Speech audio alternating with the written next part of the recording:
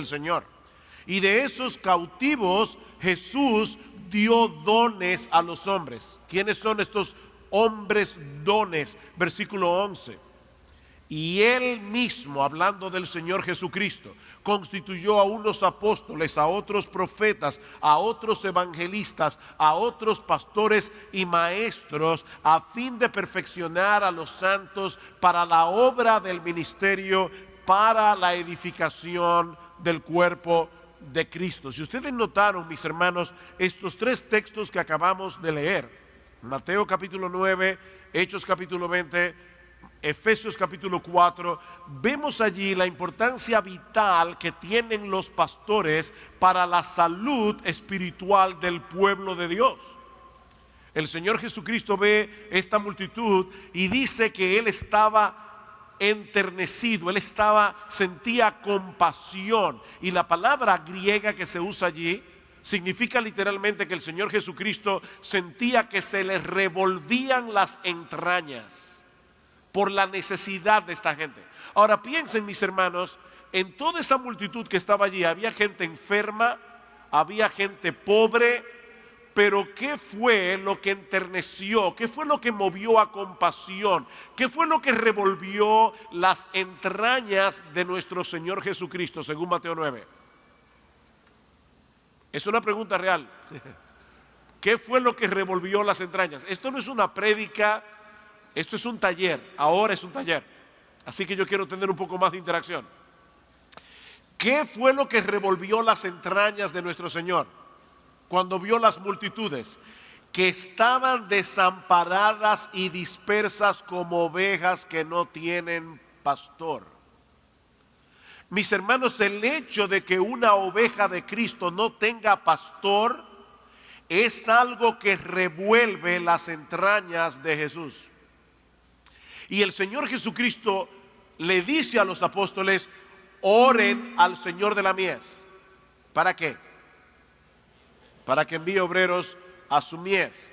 Luego en Hechos capítulo 20, versículo 28, el apóstol Pablo dice a los pastores: mirad por vosotros y por todo el rebaño en que el Espíritu Santo os ha puesto por obispos para apacentar la iglesia del Señor, la cual Él ganó con su propia sangre. Cristo ganó a su iglesia con su propia sangre, y se necesitan pastores que pastoreen esa iglesia.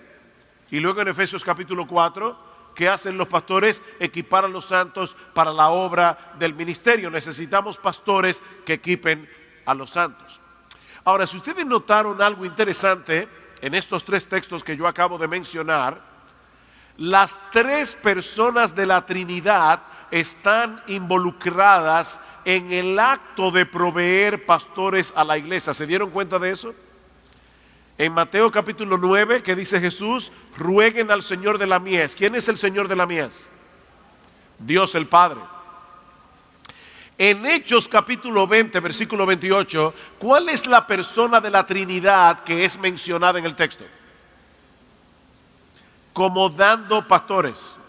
Mirad por vosotros y por todo el rebaño en que el Espíritu Santo os ha puesto para pastorear la iglesia. En Mateo 9, Dios el Padre. En Hechos 20, Dios el Espíritu Santo. Y en Efesios capítulo 4, y Él mismo constituyó a unos apóstoles, a otros profetas, a otros evangelistas. ¿Quién es Él mismo en el texto? Jesucristo. Así que piensen en la importancia que tiene el ministerio pastoral, la enorme importancia que tiene el ministerio pastoral, que las tres personas de la Trinidad están involucradas en proveer pastores a la iglesia. Ahora bien, ¿cómo deben trabajar estos pastores en la iglesia? Bueno, lo que yo quiero que veamos en esta tarde, para concluir la noche de hoy, es que Dios espera que en cada iglesia local haya un equipo de pastores trabajando juntos, y que todos esos pastores, aunque no tengan la misma función, tengan la misma autoridad.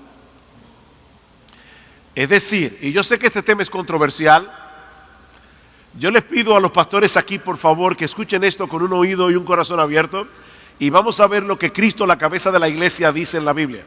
Porque al final de cuentas,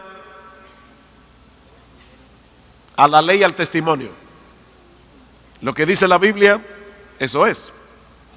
Bueno, ¿qué dice la Biblia?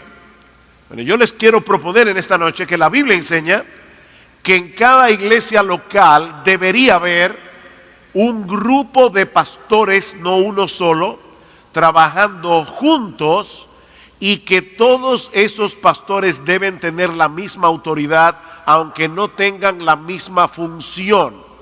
Es decir, que en la iglesia debe haber pluralidad y paridad pastoral. Y lo vamos a ver en dos encabezados. En primer lugar, yo quiero que veamos la pluralidad y la paridad pastoral demostrada, y en segundo lugar veremos la pluralidad y paridad aplicada. La pluralidad y paridad demostrada, la pluralidad y paridad aplicada. Y lo primero que quiero que veamos en el primer punto, la pluralidad y paridad pastoral demostrada, es que en el Nuevo Testamento los términos pastores, anciano, obispo, señalan el mismo oficio con diferentes nombres. El mismo oficio con diferentes nombres.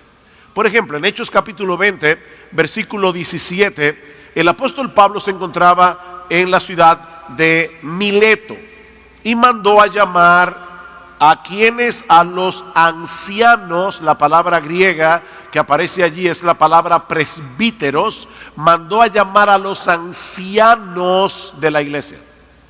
¿Y qué le dice Pablo a los ancianos de la iglesia en el versículo 20? El texto que acabamos de leer. Mirad por vosotros y por todo el rebaño en que el Espíritu Santo os ha puesto. ¿Por qué? No los oigo. No sean tímidos. ¿O es que los mexicanos son tímidos? Son machos. Macho menos. ¿O son machos? Hablen duro. Ok. Los ancianos son ¿qué? Obispos. Mirad por vosotros y por todo el rebaño que el Espíritu Santo os ha puesto por obispos. ¿Para qué? Para apacentar, la palabra griega ahí es pastorear, para pastorear la iglesia del Señor, la cual Él ganó por su propia sangre. Los ancianos son obispos, son pastores. Es el mismo oficio, pero designado con diferentes términos. Lo mismo vemos en Tito capítulo 1, versículo 5. Pablo dice, por esta causa, le dice a Tito, yo te dejé en Creta para que corrigieses lo deficiente y establecieses ancianos en cada ciudad, así como yo te mandé, presbíteros.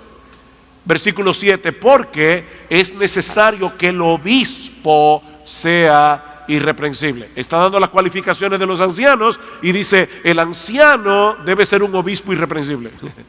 Pastor, anciano, obispo. Primera de Pedro capítulo 5, versículos 1 al 2. Y pueden ir buscando rápidamente los textos. Yo voy a ir un poquito más rápido porque tengo muchos textos bíblicos que quiero que veamos. Dice el apóstol Pedro, ruego a los ancianos, la palabra presbíteros otra vez, ruego a los ancianos que están entre vosotros, yo anciano también con ellos y testigo de los padecimientos de Cristo, que soy también participante de la gloria que será revelada. Apacentad, pastoread la grey de Dios que está entre vosotros, cuidando de ella.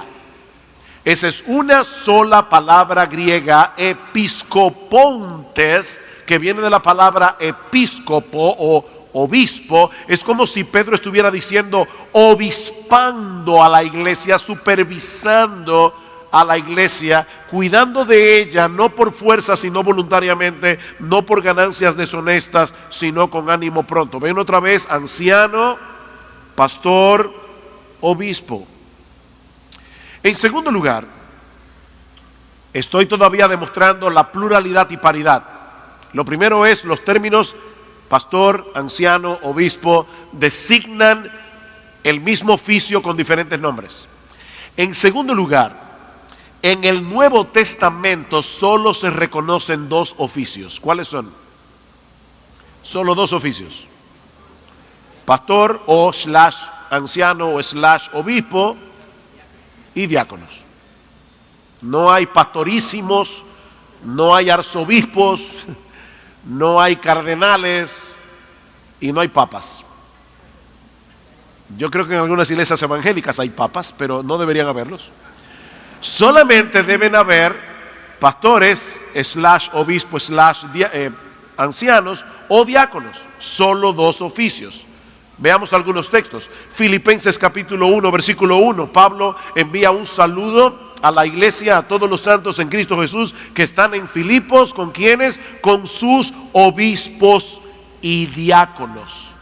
Obispos y diáconos. Cuando Pablo escribe las cartas pastorales, en 1 Timoteo capítulo 3, el apóstol Pablo da cuáles son las cualificaciones que deben tener primero los, ¿quiénes? Obispos, pastores, ancianos.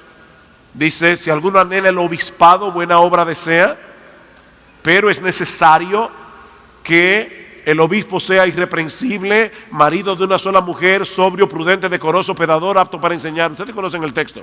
Eso está en los versículos 1 al 7. Pero a partir del versículo 8, Pablo da las cualificaciones de ¿quién? De los diáconos. No hay más. Lo mismo ocurre en Tito. Tito nos da las cualificaciones que son de los ancianos. Así que, mis hermanos, en el Nuevo Testamento solo tenemos dos oficios. O tú eres pastor, slash diácono, obispo, slash anciano, ese es un oficio, o tú eres diácono. No hay más. En tercer lugar, el Nuevo Testamento establece claramente que debe haber una pluralidad de pastores, slash ancianos, slash obispos, trabajando juntos en la misma iglesia. Debe haber una pluralidad de pastores. Ahora, hermano, yo entiendo que hay iglesias que no tienen pastores porque no hay otro, porque no hay más. Pero una cosa es que no haya una pluralidad de pastores porque no hay nadie más llamado y cualificado, a que por política nosotros creamos que la iglesia debe ser gobernada por un solo pastor. Son dos cosas diferentes. En esta iglesia no hay más de un pastor porque no hay otro. Pero en esta iglesia hay un solo pastor porque no se permite uno más. Y lo que yo estoy tratando de demostrar es que el patrón del Nuevo Testamento es que la iglesia sea gobernada por una pluralidad de pastores. La primera vez que se mencionan los ancianos en el Nuevo Testamento de la iglesia es en Hechos capítulo 11, versículo 30. Y allí se nos dice Lucas que la iglesia en Antioquía envió una ofrenda a los ancianos de Jerusalén. No al anciano, a los ancianos de Jerusalén por medio de Pablo y Bernabé. Más adelante en Hechos capítulo 15 aparecen de nuevo los ancianos de la iglesia en Jerusalén actuando conjuntamente con los apóstoles en el famoso concilio de Jerusalén. Y si ustedes buscan los versículos 15:2, 15:4, 15:6, 15:22 al 23, esto está siendo grabado, ¿verdad? Hermano César, así que puedo ir rápido y después oyen la grabación y buscan el versículo. Pero si van todos esos versículos, se van a dar cuenta que la palabra ancianos siempre aparece en plural. Hechos capítulo 14, versículo 23. Lucas nos dice que en el regreso de su primer viaje misionero, Pablo y Bernabé constituyeron ancianos en plural en cada iglesia en singular. ¿Escucharon eso, pastores? Hechos 14, 23. Constituyeron ancianos en cada iglesia. Y debemos notar que esta era una iglesia recién fundada. Era una iglesia nueva. Y aún así, Pablo y Bernabé consideraron que era importante que la iglesia tuviera más de un pastor. Y tenemos razones para suponer que esta era la práctica habitual de Pablo y de Bernabé en las iglesias que fundaban. Tito capítulo 1 versículo 5 dice Pablo: yo te dejé en Creta para que establecieses ancianos en cada ciudad. Filipenses 1:1, ya vimos a los santos que están en Filipos con sus obispos y diáconos. Primera Timoteo capítulo 5 versículo 17, el apóstol Pablo dice: los ancianos que gobiernan bien sean tenidos por dignos de doble honor, mayormente los que trabajan en predicar y enseñar. Escuchen esto, este texto es importante.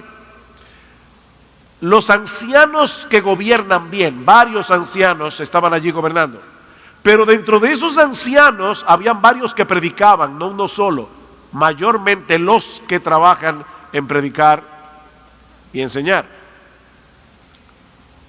Santiago capítulo 5 versículo 14, si alguno está enfermo, ¿a quién debe llamar? A los ancianos de la iglesia, para que oren por él. No al anciano, no al pastor, a los pastores de la iglesia, en singular. Primera de Pedro capítulo 5 versículo 1, ya lo leímos: ruego a los ancianos que están entre vosotros. En Primera Tesalonicenses capítulo 5 versículos 12 al 13, Pablo ruega a los hermanos que reconozcan a los que trabajan,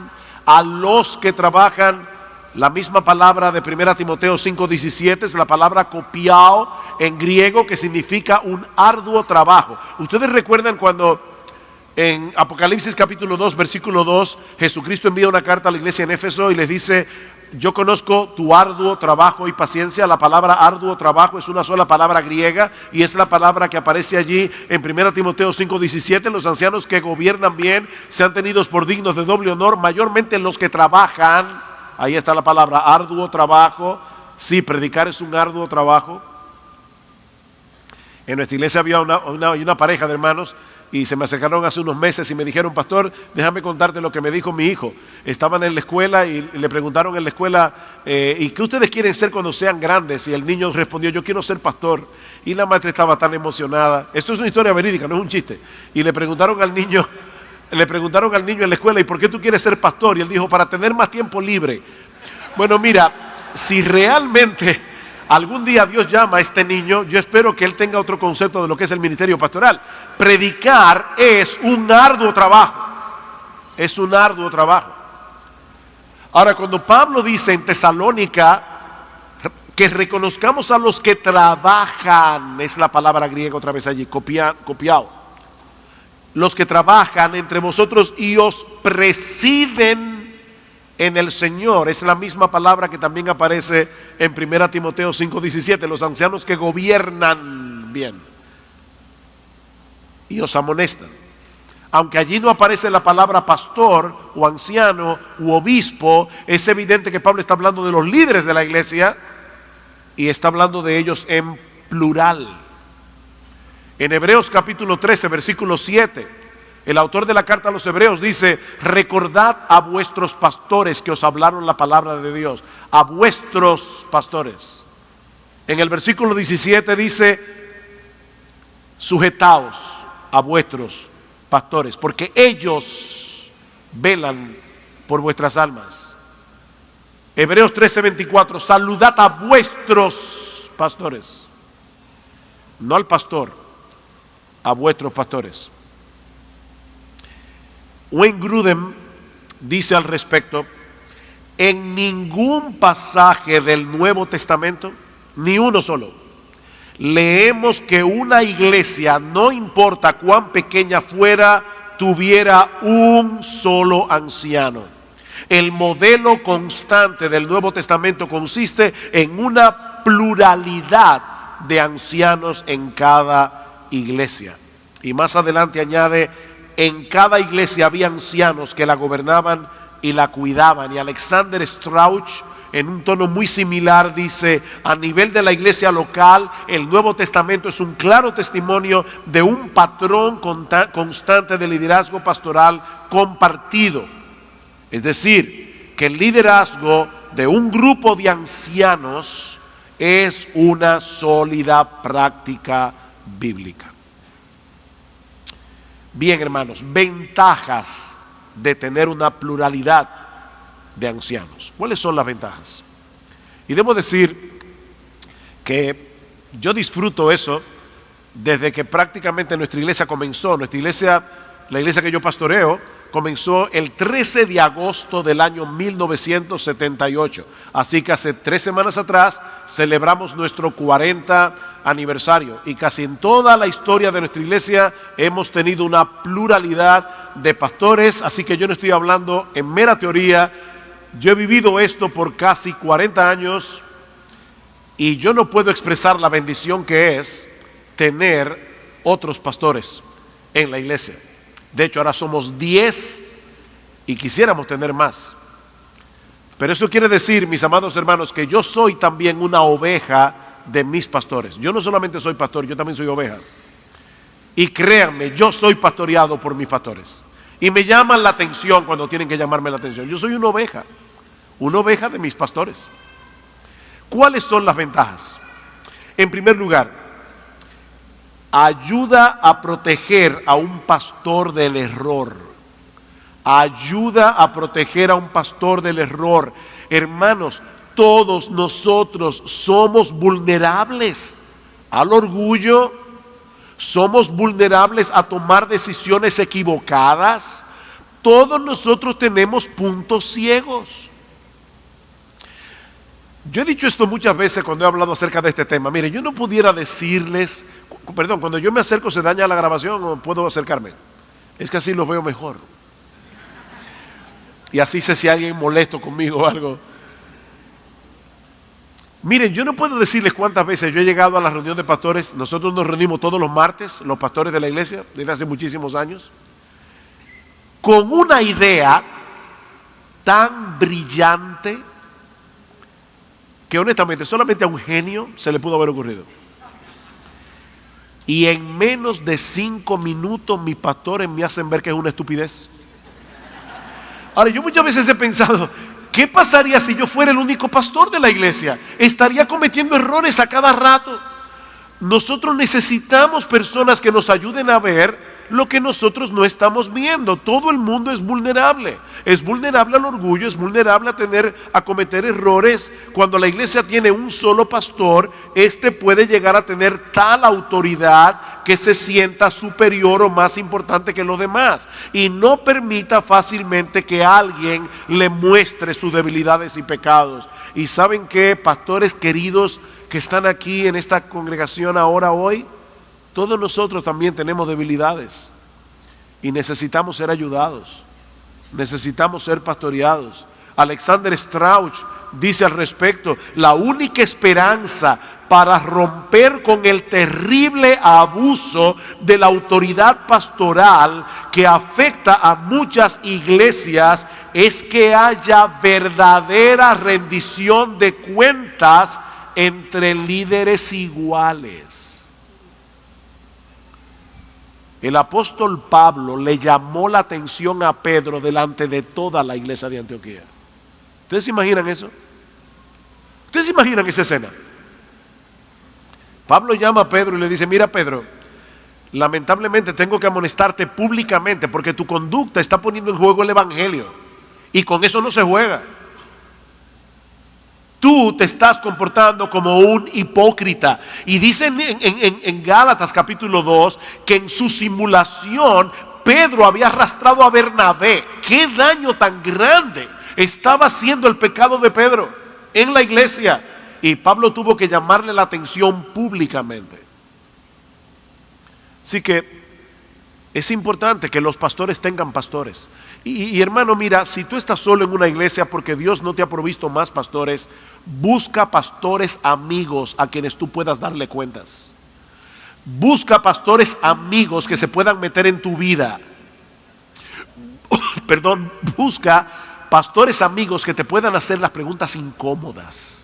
Busque esos hombres, que tiene que haberlos por algún lado. En segundo lugar, la pluralidad de pastores ayuda a fomentar la madurez y la vida espiritual entre los ancianos. En Hechos capítulo 20, cuando Pablo dice: mirad por vosotros y por todo el rebaño en que el Espíritu Santo os ha puesto por obispos para apacentar la iglesia del Señor, la cual él ganó con su propia sangre. ¿Saben cuál es la razón que Pablo da en Hechos 20, versículo 29? dice, porque entre vosotros saldrán lobos rapaces que no perdonarán al rebaño. Wow, Pablo está diciendo, ¿saben por qué es importante que ustedes se miren primero ustedes mismos y luego por el rebaño y que todos puedan pastorearse mutuamente? Es porque es entre ustedes que van a salir esos lobos rapaces que no perdonarán al rebaño. ¿Cuántos pastores han hecho daño en una iglesia porque no tuvieron pastores que se pusieron al lado de ellos y le llamaron la atención cuando todavía había tiempo? Y terminaron haciendo un embarre en la iglesia, porque no tenían pastores, Los pastores deben ser pastoreados. Dice la Biblia, hierro con hierro se aguza, y el hombre aguza el rostro de su amigo.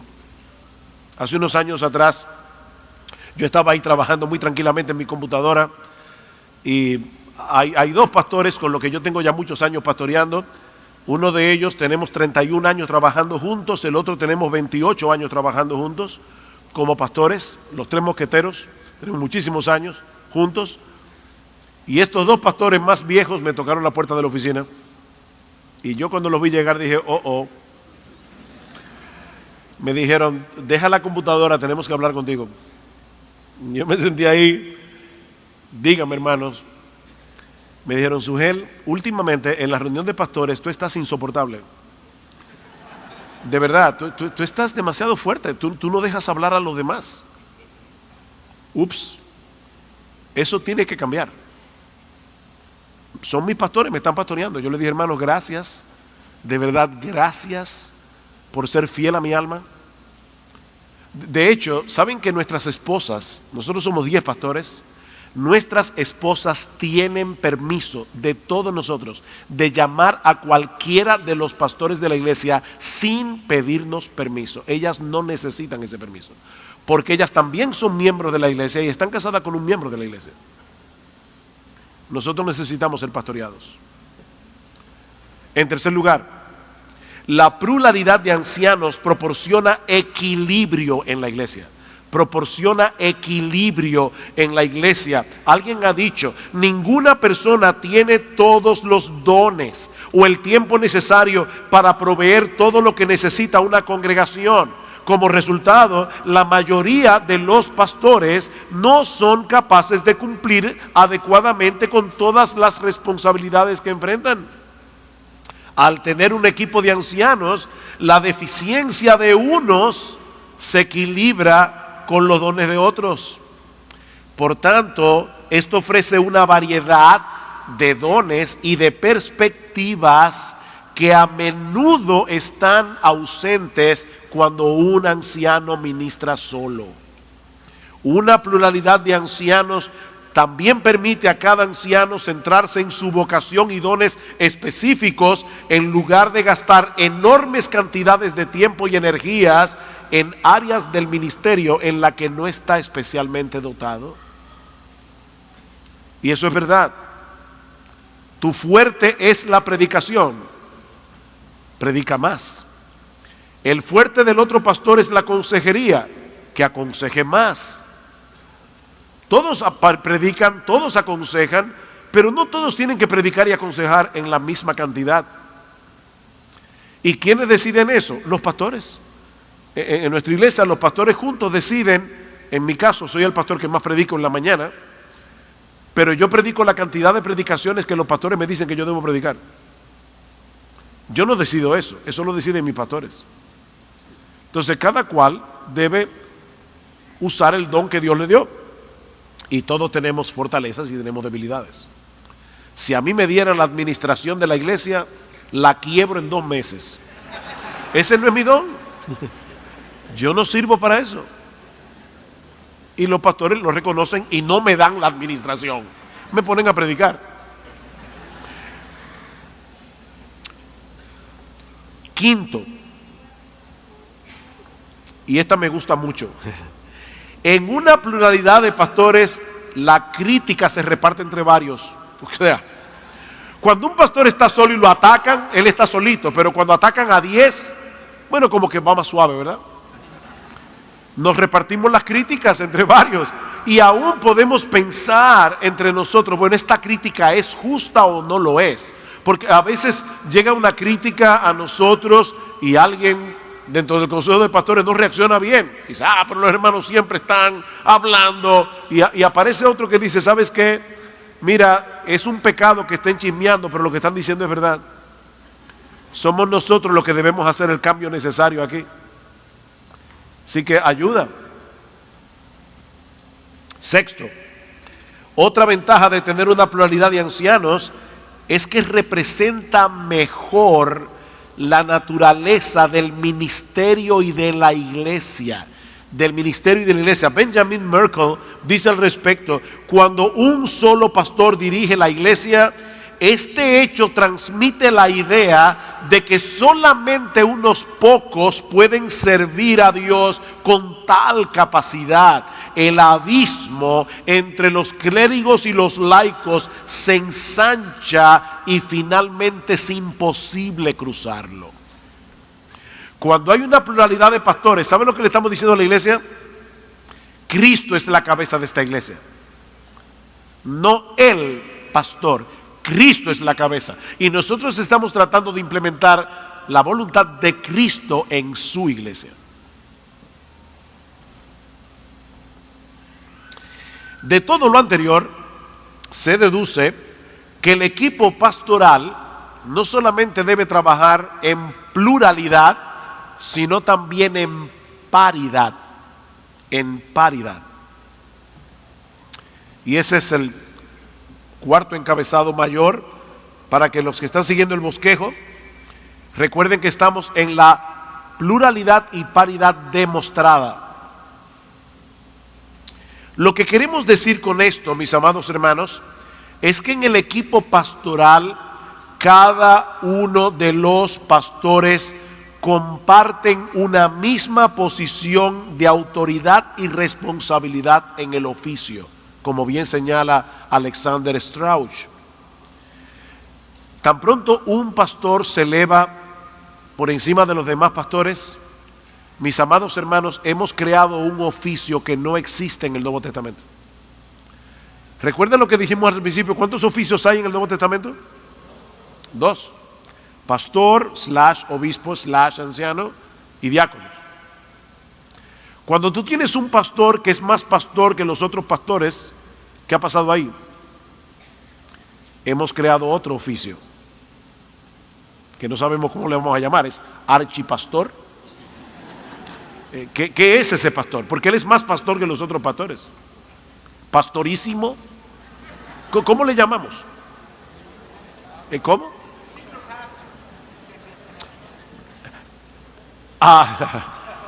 Esa expresión que la usan los americanos, senior pastor, yo voy a hablar un poco de eso más adelante, porque puede ser que en un consejo de pastores haya uno entre iguales.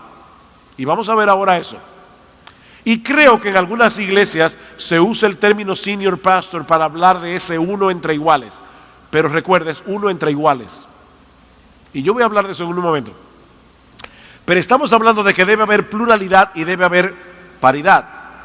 Ahora, para evitar malos entendidos, permítanme enumerar brevemente algunas implicaciones prácticas de la paridad en el equipo pastoral, así como algunas implicaciones de la diversidad dentro de la paridad.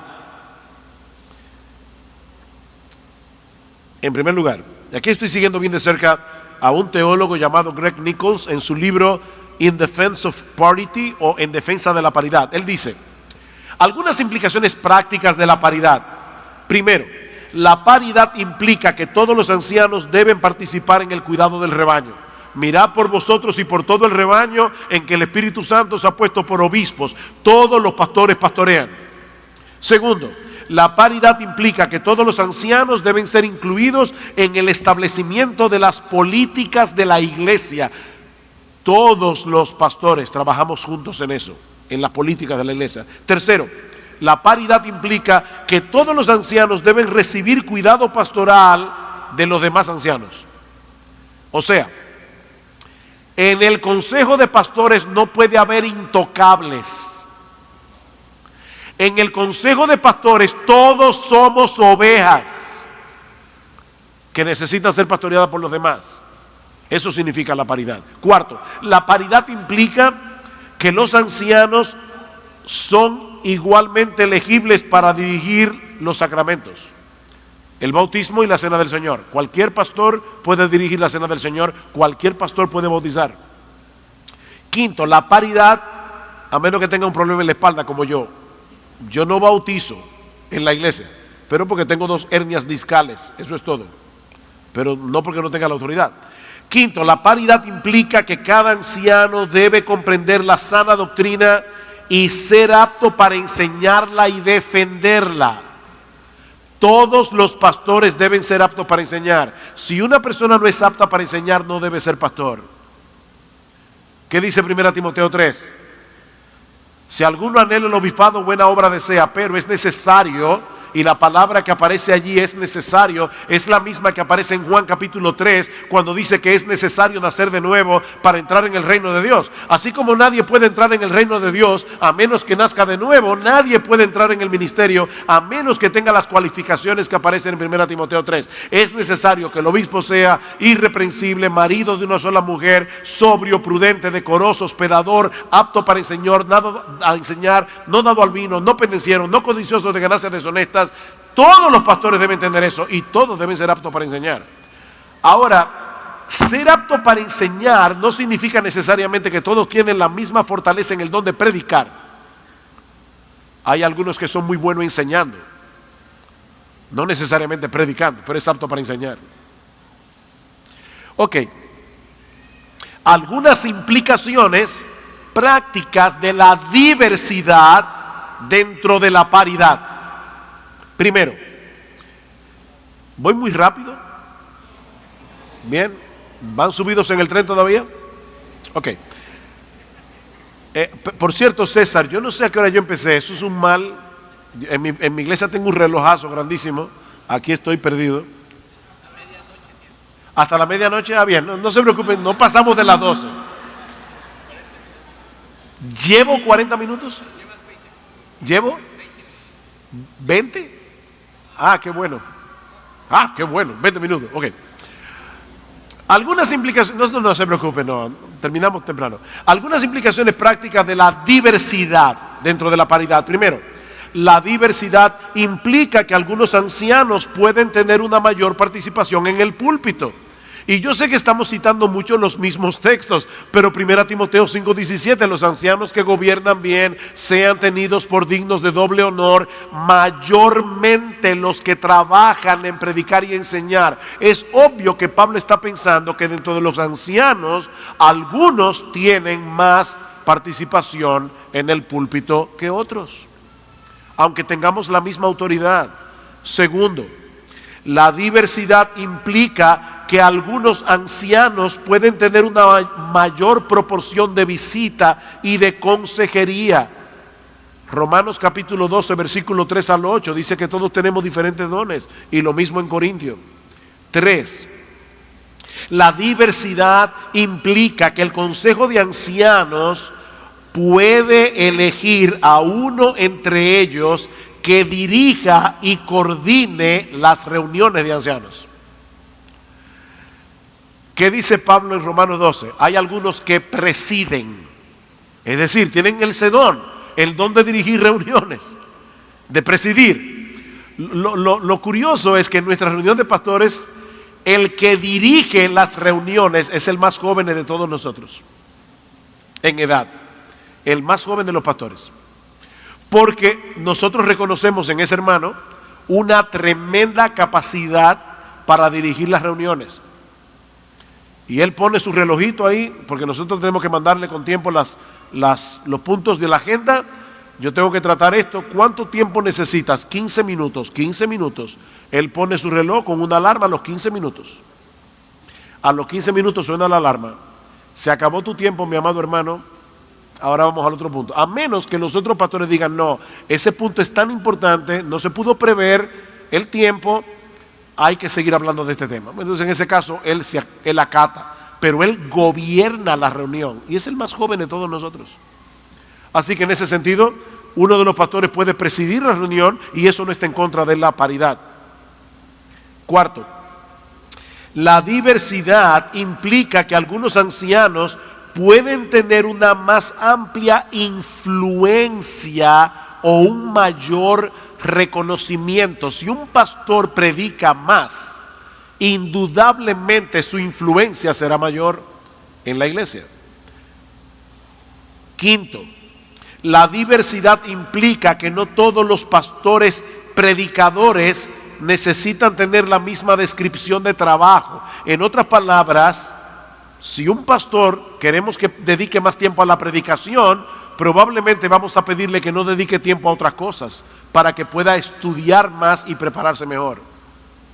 Sexto, la diversidad implica que no necesariamente todos los pastores a tiempo completo recibirán el mismo salario.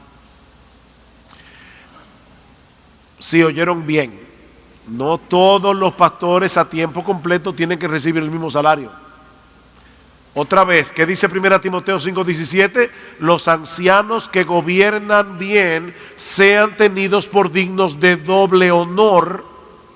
Y ahí la palabra honor es de honorario, es de salario.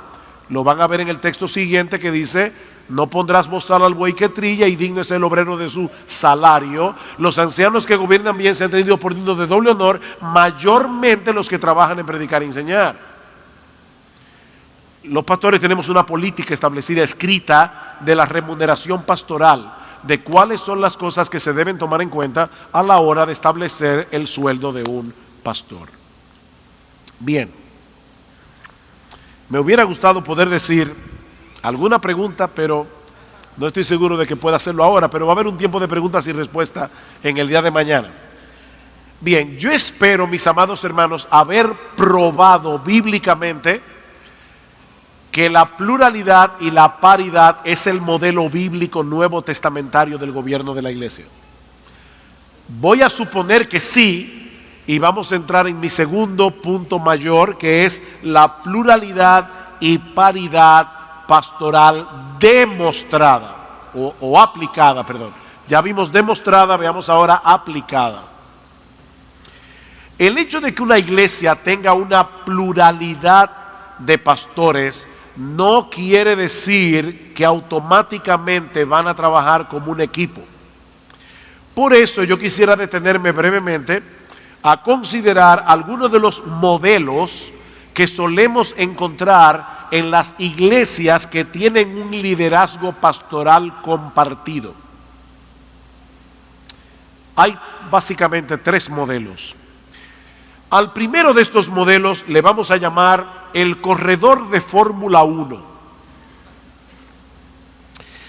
No sé cuántos de ustedes conocen el libro El enrejado y la vid de Colin Marshall y Tony Payne. Y de paso, hermanos, yo les recomiendo que lean ese libro. Es un libro excelente, El enrejado y la vid. Oigan cómo ellos describen el modelo pastoral Fórmula 1. Hay un solo conductor y el resto de las personas involucradas contribuyen en la carrera en un segundo plano. Ellos son los que trabajan como mecánicos en los boxes o pits, es decir, el sitio donde los mecánicos arreglan los carros de carrera. Ellos son los que ayudan a financiar el equipo, los que buscan patrocinadores y se encargan de los logotipos que van a ir adheridos al vehículo, pero ninguno como el conductor. Él es la estrella, él es el centro de atención, en tanto que el resto de los miembros del equipo permanecen en las sombras. Mis hermanos, eso no es paridad. En el equipo pastoral no hay estrellas. En el equipo pastoral hay diferentes funciones.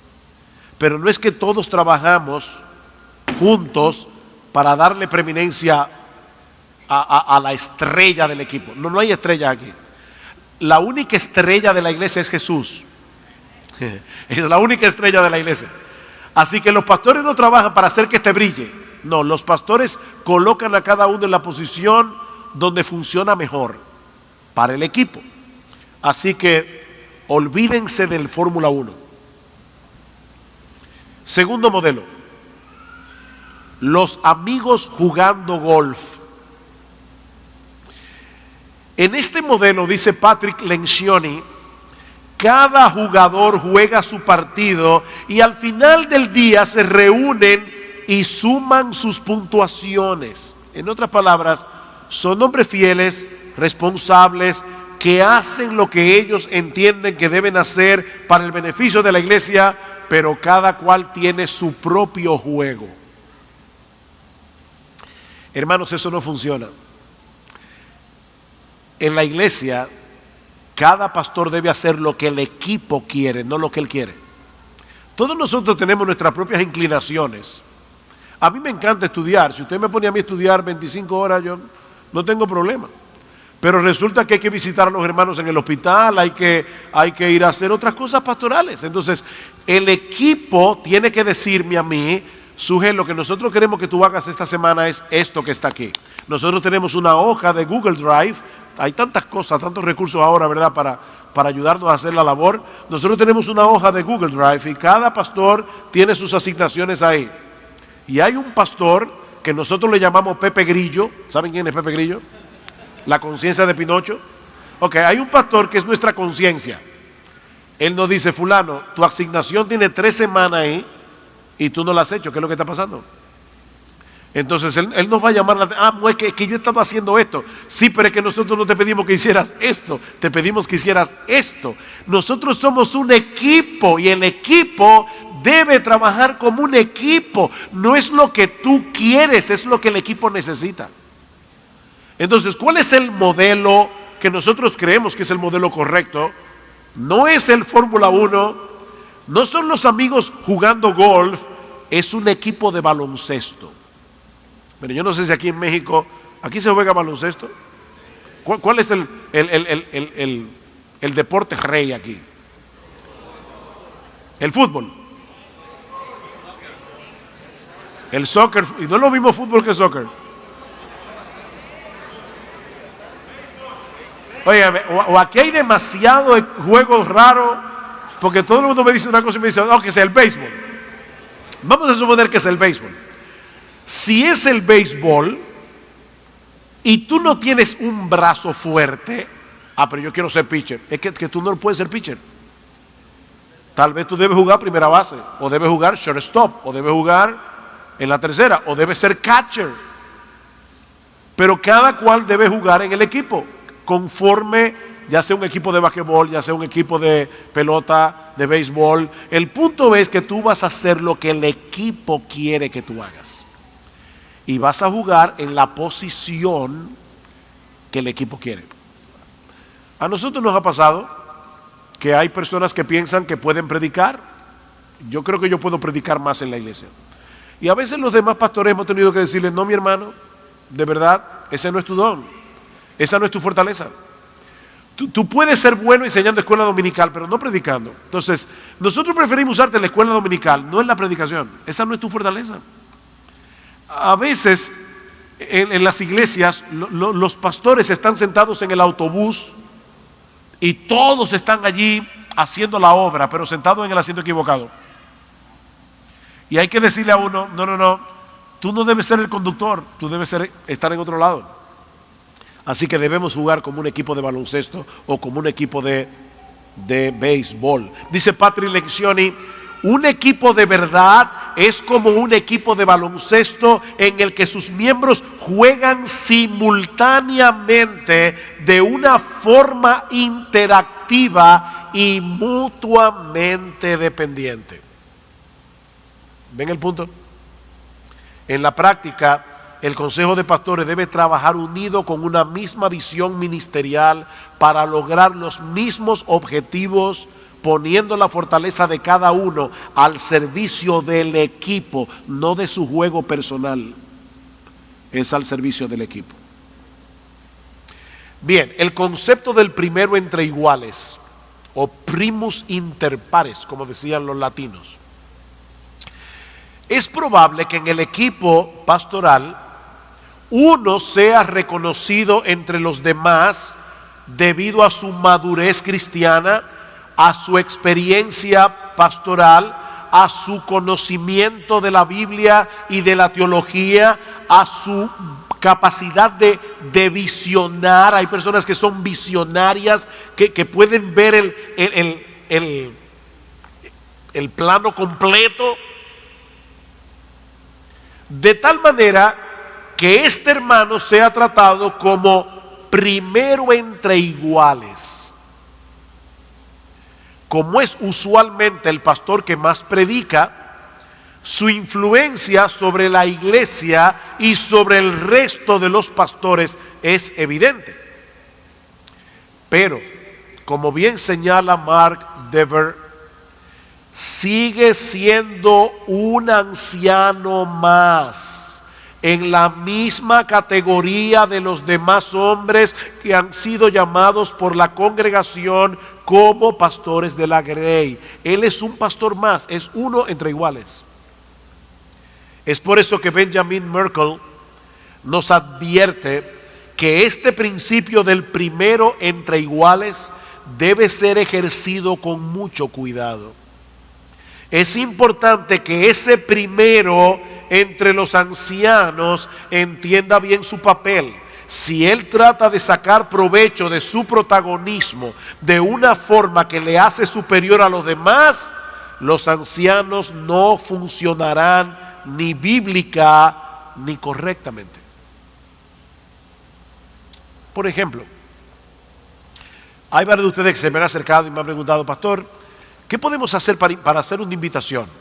Y yo le he dicho lo mismo en todo momento: envíen una carta a la iglesia. ¿Qué va a hacer? ¿Qué va a pasar con esa carta? Esa carta, hay un grupo del Consejo de Pastores que va a estudiar la invitación y le va a hacer una propuesta al resto de los pastores. Ellos van a considerar si es una invitación estratégica, si vale la pena que yo vaya, etcétera. Pero yo no decido eso. Yo estoy aquí en México porque mis pastores me dieron permiso. Si mis pastores no me dan permiso, no importa cuántos argumentos yo dé, mis pastores me van a decir que no y se acabó. Yo soy uno entre iguales. Yo no puedo decidir a dónde voy y a dónde no voy. Eso lo deciden mis pastores. ¿Y saben qué, hermanos? Eso es un cuidado para mí. Ellos toman en cuenta mi salud. Ellos toman en cuenta cuán estratégica es esa invitación. ¿Vale la pena que tú salgas de la iglesia y dejes de predicar en esta tu iglesia para irte a ese lugar? A veces sí vale la pena, como esta vez. Yo estoy aquí porque mis pastores creyeron que valía la pena. Pero de lo contrario me dicen que no. Y son muchas las invitaciones a lo que los pastores les dicen que no. Y yo a veces trato de forcear un poco, somos dominicanos, ¿verdad? Pero mira que resulta que allí, Sugel, que no. Y cuando dicen ya de verdad, ya ni hablemos más del asunto, se acabó el tema. Y la respuesta es no. Y yo no puedo ir. De hecho, yo ni siquiera puedo predicar en la iglesia las series que a mí se me ocurren. Yo soy el pastor que más predica, nuestra iglesia predica expositivamente. Yo acabo de predicar una serie de Marcos de 63 sermones, pero ¿cómo llegamos ahí? Bueno, nosotros en noviembre examinamos la iglesia. Todos los noviembre hacemos una reunión extendida de 3 días, un retiro pastoral, y decimos, ¿qué va a pasar el año que viene en la iglesia? A la luz de lo que hablamos, los pastores nos piden a los 2 pastores que más predicamos en la iglesia, tráigannos propuestas. Y yo les dije, hermano, miren, yo creo que el Evangelio de Marcos es fantástico para poder suplir la necesidad que ustedes presentaron en el día de ayer. Pero los pastores tienen que decir que sí o que no. Así que eso, ni siquiera eso, yo tengo autoridad para decidirlo por mí mismo. Que somos un equipo, no es lo que yo quiero predicar, es lo que los pastores como equipo entienden que la iglesia necesita. Ese es el punto. Bien, para terminar,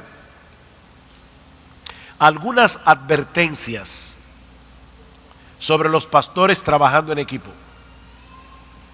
Primero, cuidado con las divisiones. Cuidado con las divisiones.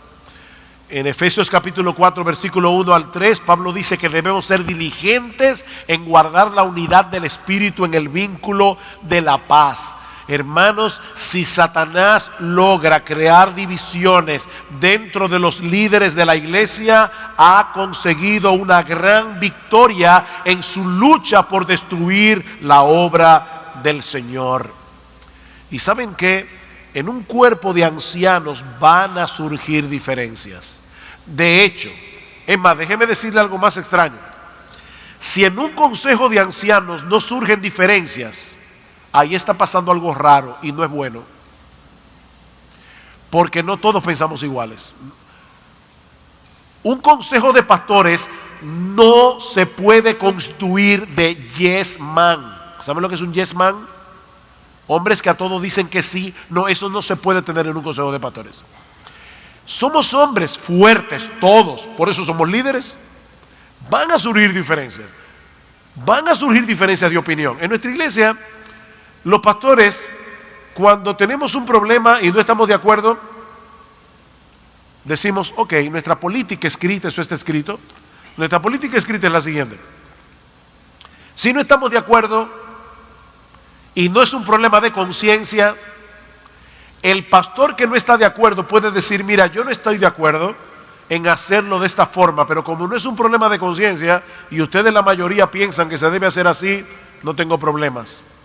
Pero si uno solo de los 10 pastores dicen yo tengo un problema de conciencia con ese asunto, hay que detenerse ahí mismo y no se puede tomar una decisión, porque no podemos violentar la conciencia del pastor.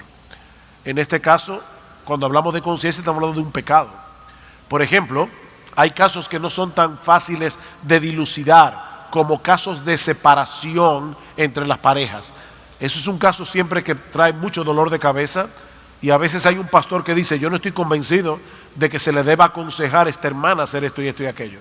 Y ustedes no se pueden imaginar las horas que uno pasa discutiendo esto. Y a veces uno se calienta, ¿verdad? Tenemos sangre caribeña. Ok. Estoy siendo muy transparente, ¿verdad? Porque esto aquí es entre ustedes y yo nada más. O sea que podemos hablar con la transparencia. Yo puedo decirle, mis hermanos, nosotros tenemos 40 años como iglesia, de los cuales tenemos 38 trabajando en pluralidad y paridad pastoral. Y yo puedo decirles, hermanos, en nuestra iglesia nunca que yo recuerde, en los últimos 30 años, ha habido una reunión de pastores donde uno de nosotros haya salido molesto de la reunión de pastores. Si alguien expresa su opinión en una forma que pensamos que es ofensiva, ahí mismo se le llama la atención y esa persona tiene que pedir perdón antes de que termine la reunión. Les digo, hermanos, en 30 años nunca, y se lo estoy diciendo delante del Señor, nunca hemos salido de la reunión de pastores con un problema que no haya sido resuelto ahí adentro.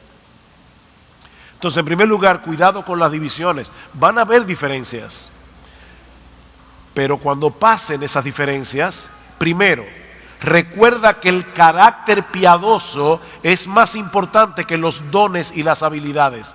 El carácter piadoso es más importante que los dones y las habilidades. Segundo, recuerda que ser piadoso y actuar piadosamente es más importante que estar en lo correcto. Ser piadoso y actuar piadosamente es más importante que estar en lo correcto.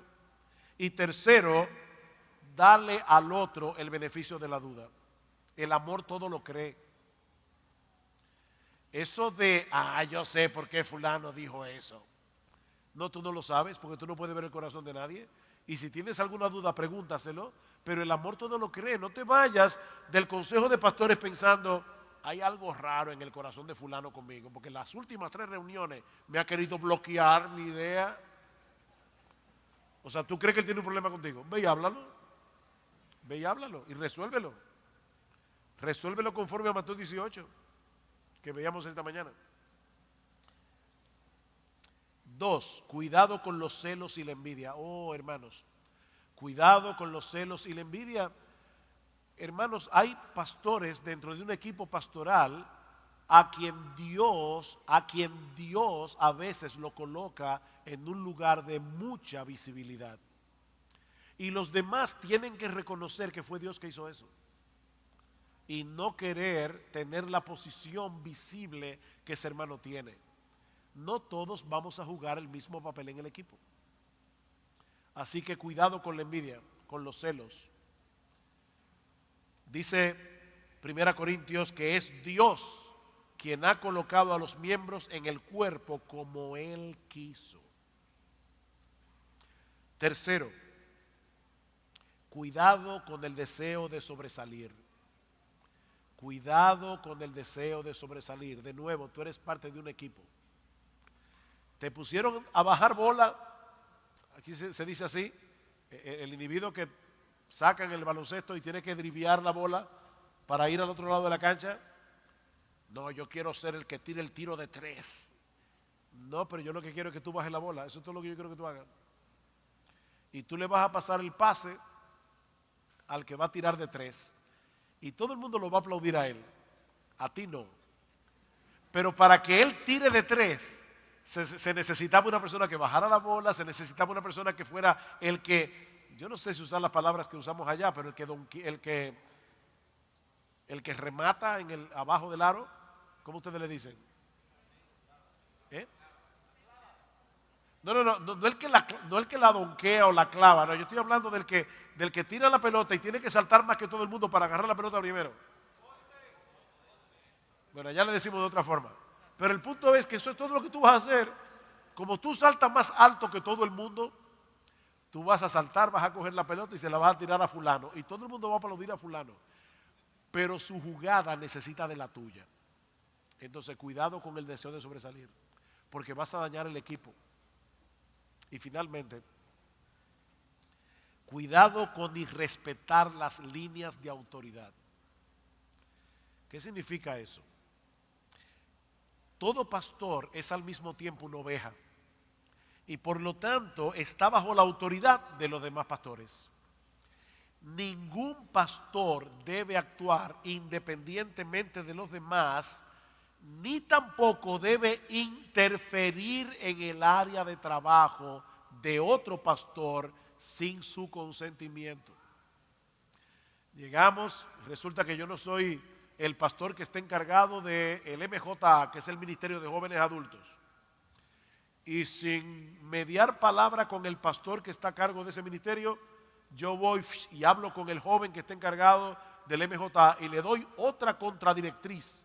¿Y quién me dio a mí autoridad para yo pasarle por encima al pastor que está en ese ministerio? Nadie me dio esa autoridad. Ningún pastor debe irrespetar a otro pastor. Debemos seguir las líneas de autoridad y de verdad, ustedes van a ver cómo el equipo va a funcionar perfectamente bien. Bueno, perfecto, debajo del cielo nada, pero va a funcionar muy bien. Y la iglesia del Señor va a ser beneficiada por una pluralidad de pastores piadosos que trabajan en paridad, siendo todos pastores y ovejas al mismo tiempo. Muchas gracias.